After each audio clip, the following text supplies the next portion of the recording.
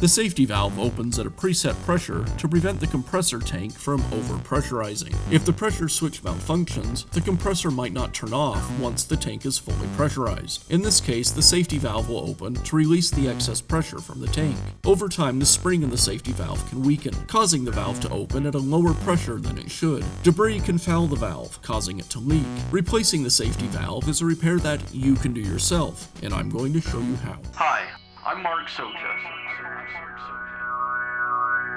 Do-it-yourself repairs like these are easier than you might think. From lawn machines to cordless drills, kitchen mixers, Outdoor grills.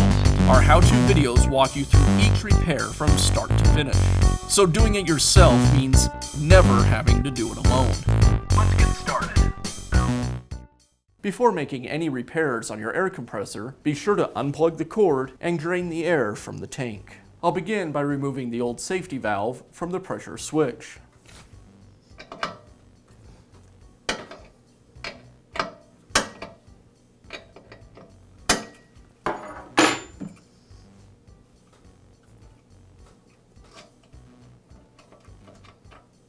Now I can install the new safety valve. It comes with thread sealant already applied. And I'll secure it with a wrench.